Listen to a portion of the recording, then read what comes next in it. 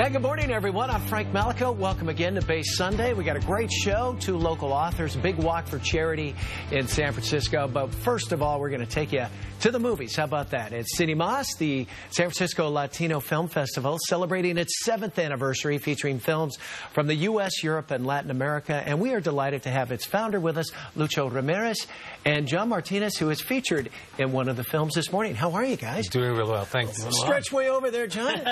Well, Lucho, you've been doing this for a number of years now. Tell us, how excited are you, and what can we expect in 2015? We're really, really excited. It's the 7th season. It's hard to believe so many years have gone by, and we still have the same crew producing this event. So really, really excited to bring 40 films to the Bay Area from all sorts of countries, from the islands in the Caribbean to Argentina and Spain, and just a real diverse lineup.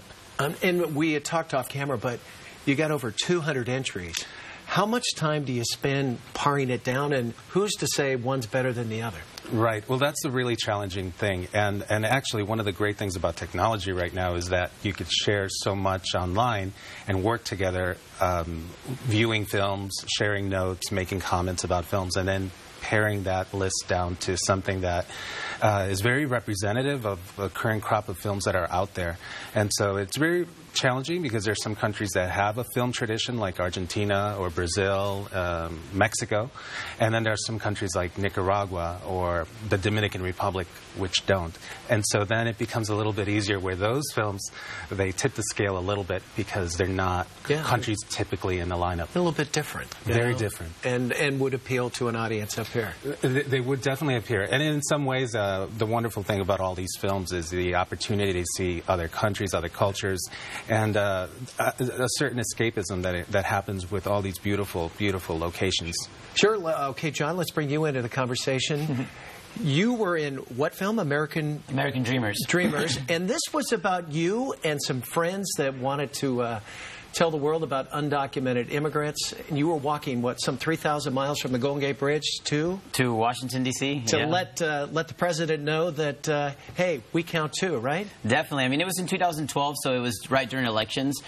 We wanted to raise awareness not only for, you know, immigration lives and people who live in this country, but more for people who are voting, because of the sense that, you know, we vote to change this country, and we wanted to change it for the better, but we felt like that particular year was a very strategic year to actually walk and actually raise awareness for everyone and connect the lives of undocumented youth and undocumented families to the stereotypical image that people have.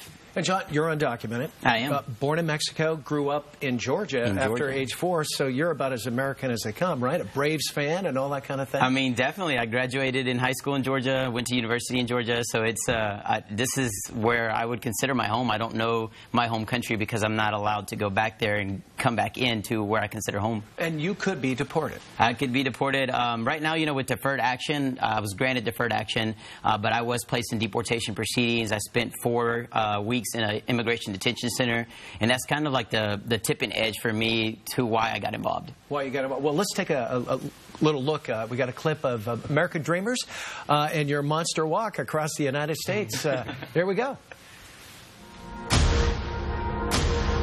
Hundreds of thousands of talented, hardworking students in this country face another challenge. My 4 older siblings were all undocumented. Many were brought here as small children, are American through and through. I arrived to the U.S. at the age of 4. I don't remember any of it. I went to school for criminal justice because I wanted to be a police officer. Yet they live every day with the threat of deportation. There are claims all over the place that Obama administration does not deport anybody who does not have a criminal record. That's a complete false statement. There's going to be a lot of people who are going to be against us, but please protect us against all harms. Undocumented! Undocumented! Wow, what a journey, John, and what an experience for you, too. It must, I can't imagine. I mean, definitely. I think that the most important, I mean, it's definitely life-changing for me, but I think that throughout the campaign and throughout the walk itself, we change a lot of lives, because there are a lot of people who live in fear, and they live in what we call the shadows. They hide behind their immigration status, and they're scared to let anyone know. I mean, I didn't tell any of my friends until I was 22 that I was undocumented. My best friend for 8 years didn't even know.